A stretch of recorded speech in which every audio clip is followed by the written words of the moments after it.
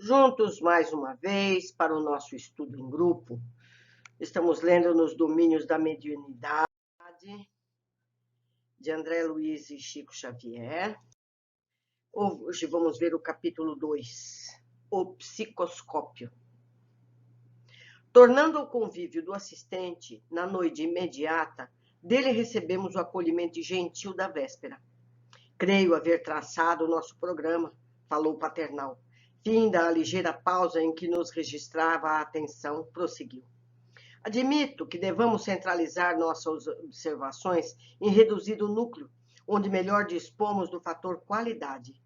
Temos um grupo de 10 companheiros encarnados, com 4 médios detentores de faculdades regularmente desenvolvidas e de lastro moral respeitável.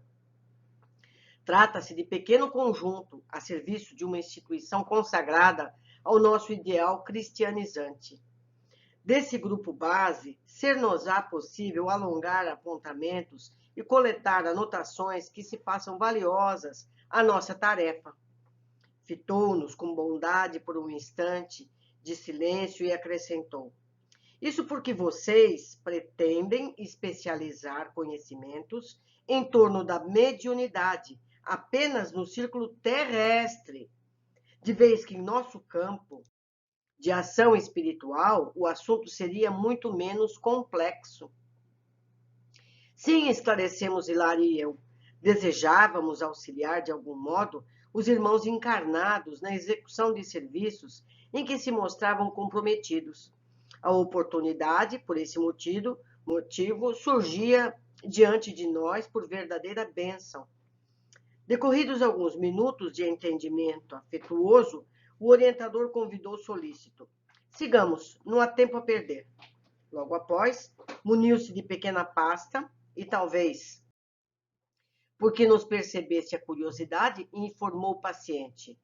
Temos aqui o nosso psicoscópio, de modo a facilitar-nos exames e estudos sem um impositivo de acurada concentração mental.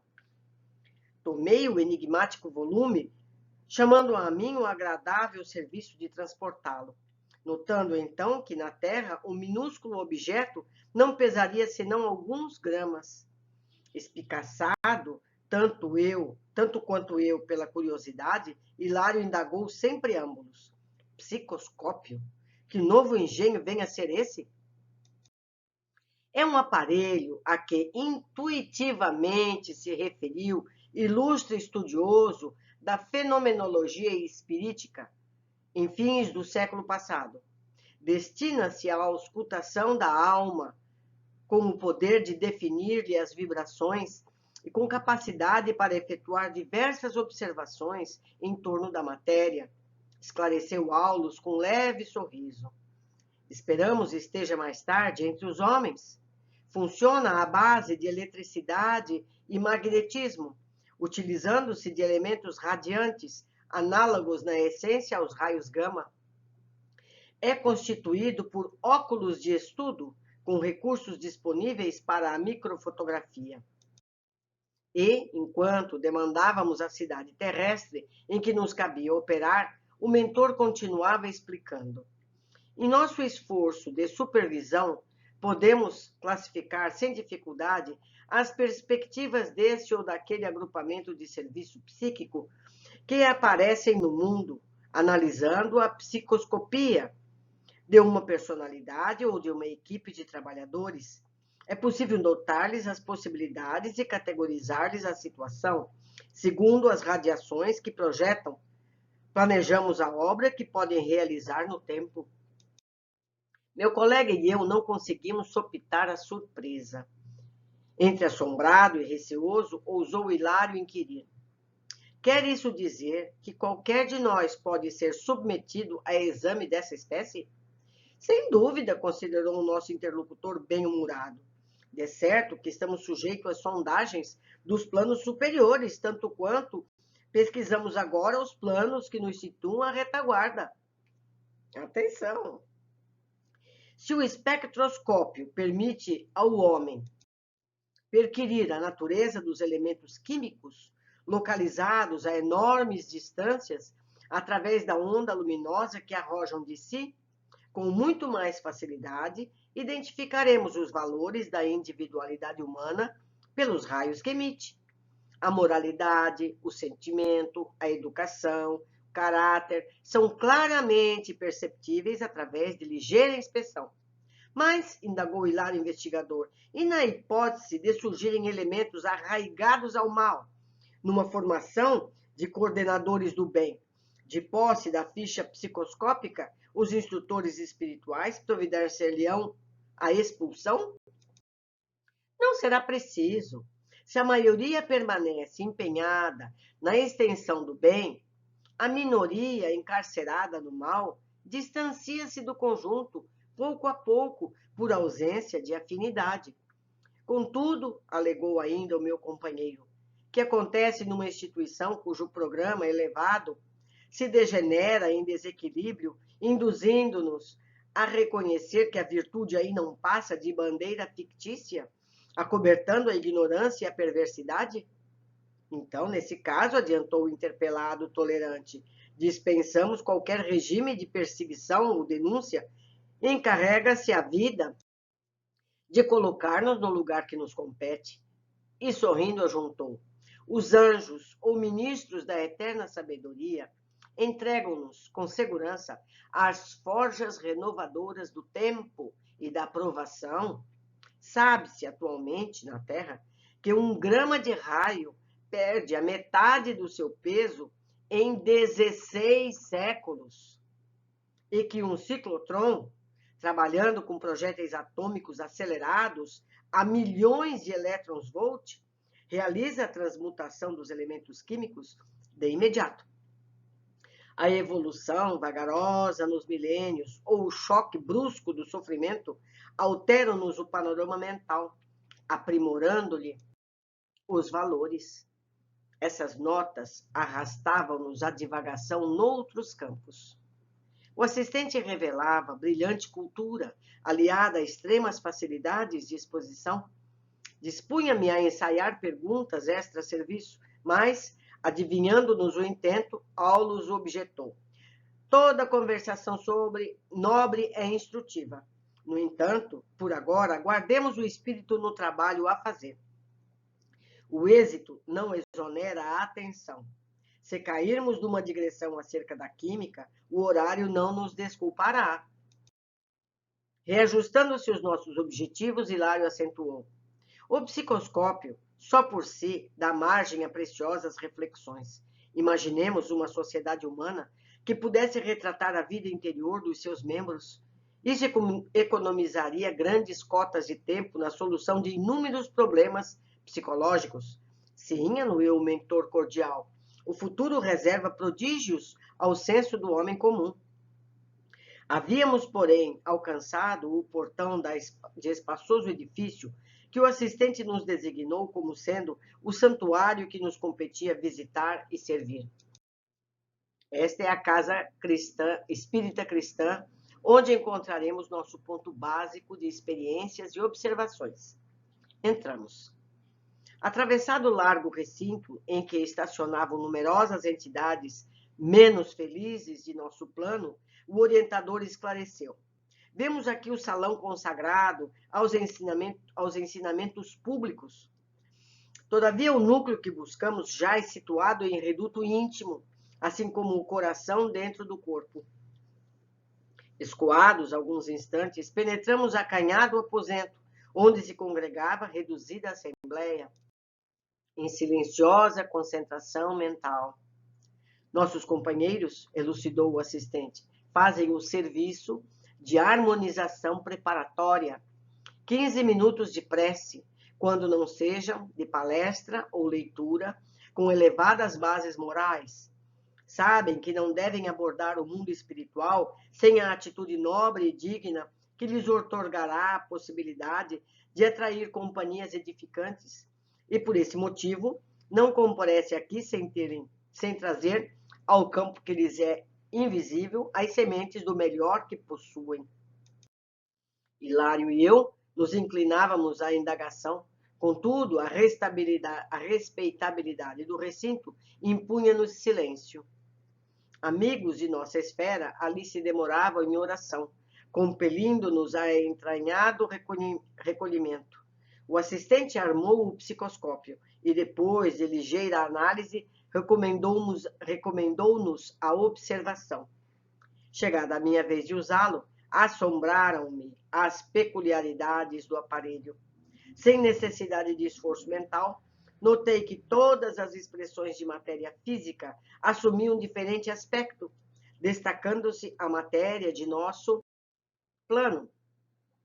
Teto, paredes e objetos de uso corriqueiro revelavam-se formados de correntes de força a emitirem baixa claridade.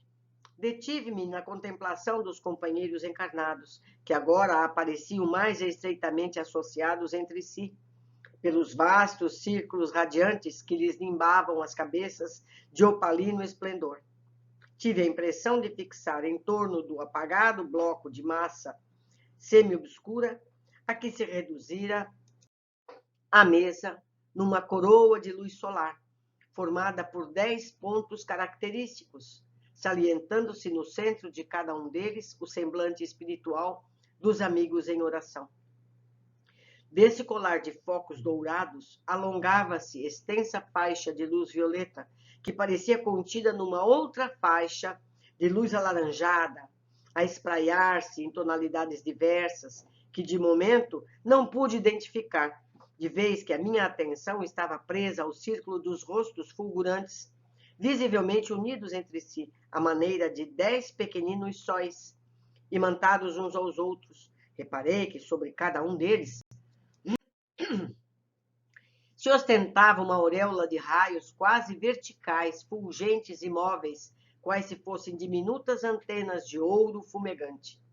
Sobre essas coroas, que se particularizavam de companheiro a companheiro, caíam do alto abundantes jogos de luminosidade estelar, que, tocando as cabeças ali irmanadas, pareciam suaves correntes de força a se transformarem em pétalas microscópicas que se acendiam e apagavam em miríades de formas delicadas e caprichosas, gravitando por momentos ao redor dos cérebros em que se produziam, quais satélites de vida breve, em torno das fontes vitais que lhes davam origem. Custodiando a assembleia, permaneciam os mentores espirituais presentes, cada qual irradiando a luz que lhe era própria. Admirado, porém, com os irmãos da esfera física a se revelarem tão afins na onda brilhante em que se reuniam, perguntei entusiástico: Aulos, amigo, os companheiros que visitamos são porventura grandes iniciados na revelação divina? O interpelado estampou um gesto de bom humor e respondeu: Não, achamo-nos ainda muito longe de semelhantes apóstolos.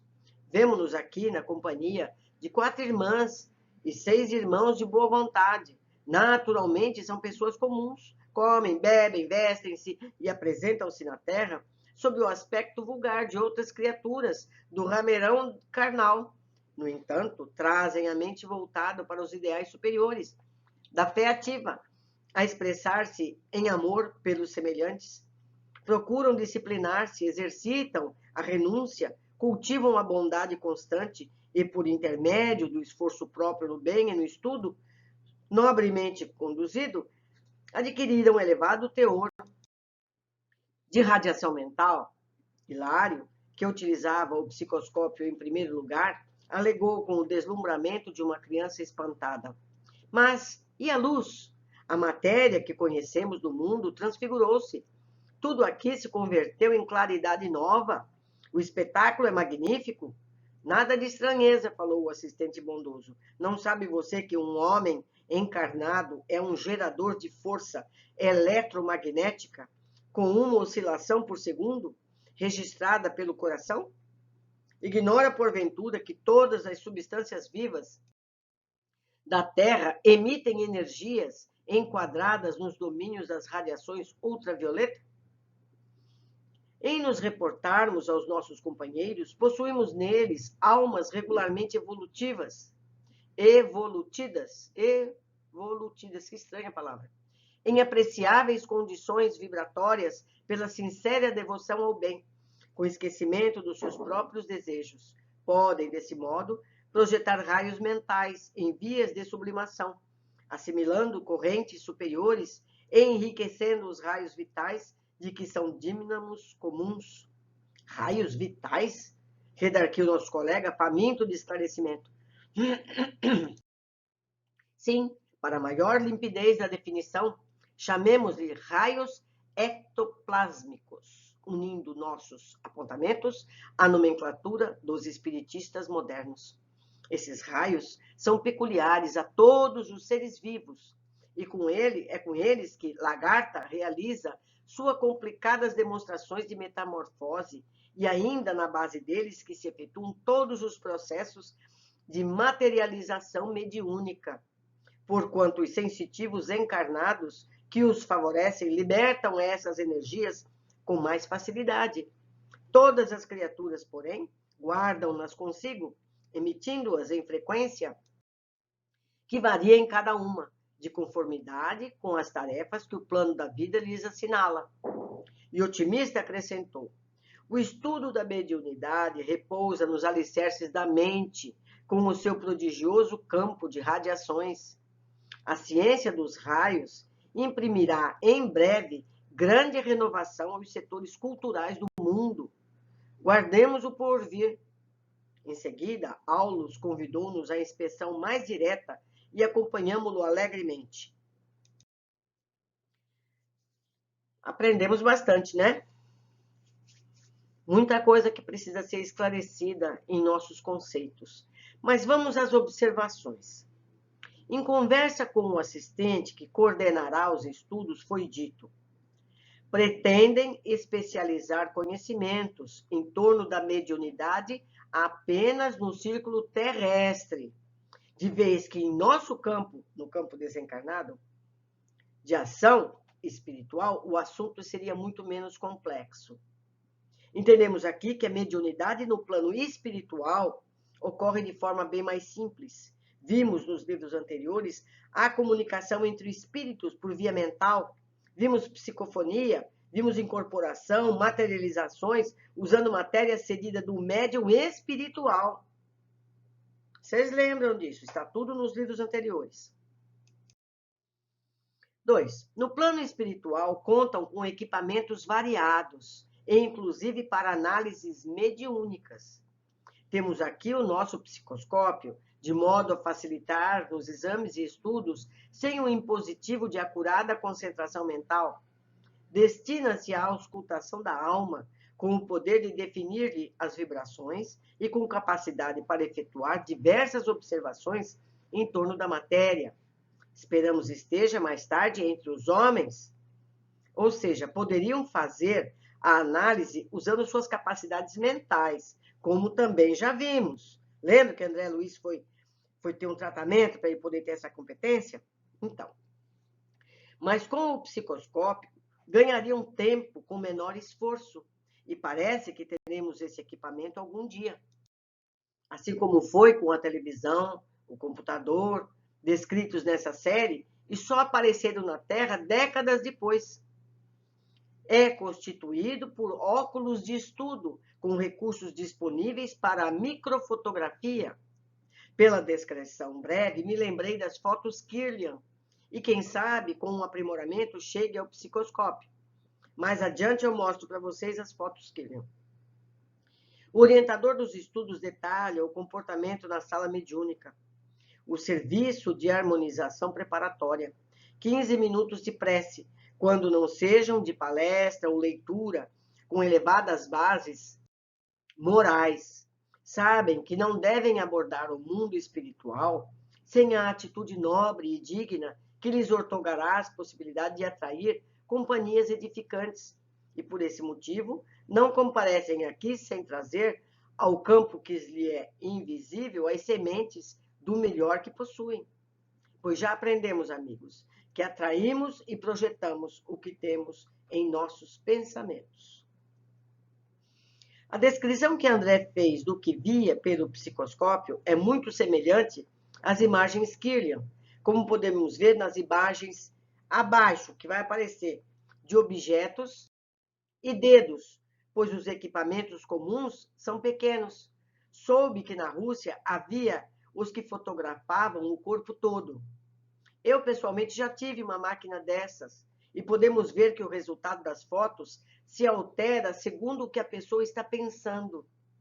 Fotos tiradas minutos entre elas, mas com pensamentos de amor, ódio, inveja, resultam em imagens diferentes. As pessoas em oração mostram uma imagem totalmente amarela e brilhante. Há equipamentos que não fotografam, mas exibem as energias em movimento. São dinâmicas, como raios constantes. Olha aqui as fotos. Vocês estão vendo? Uma folha, uma chave e o dedo de uma pessoa. A folha é um ser vivo, então ela tem a irradiação dela. Quanto à chave, eu acredito que ela guarde essa vibração das pessoas que a manuseiam. E aqui nós podemos ver o dedo de uma pessoa. Esta é uma imagem bem equilibrada.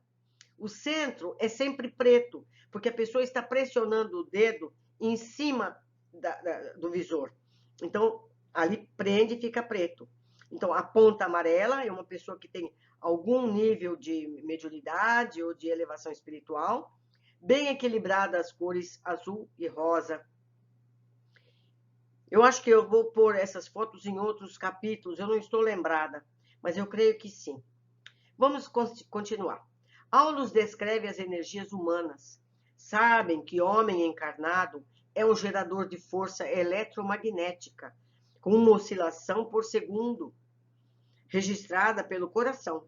Por isso que faz o eletroencefalograma, né? Encefalograma e cardiograma.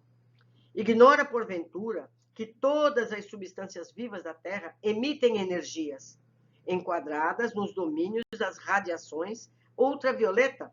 Projetar raios mentais, chamamos-lhes raios ectoplásmicos. Esses raios são peculiares de todos os seres vivos. E é com eles que a lagarta realiza suas complicadas demonstrações de metamorfose. E é ainda à base deles que se efetuam todos os processos de materialização mediúnica. Tivemos, então, em poucas linhas, muitas informações sobre nossas energias e as funções de algumas delas. Entendemos que os nossos pensamentos e nossas energias ectoplasmáticas somos capazes de criar e alterar formas, como nos exemplos da lagarta e das materializações. Por esse motivo, precisamos nos estimular aos pensamentos positivos e sadios. Pessoas que constantemente se queixam, imaginam dores e padecimentos, estão aptas a terem distúrbios físicos e emocionais que poderiam ser evitados se tivessem disciplina mental. Tudo é um treinamento. Eu sei que não é fácil a gente mudar os nossos hábitos, mas dizem especialistas que você conseguir se manter numa atitude positiva por 21 dias, isso se instala em nosso cérebro e a gente passa a ter um comportamento diferente. Mas atentem, tem que ser 21 dias seguidos. Se no 10º dia você repetir o erro, você tem que começar do 1 de novo, não é? Ficamos por aqui, meus queridos. Espero encontrar vocês em breve, no próximo capítulo, com muita alegria. Até breve!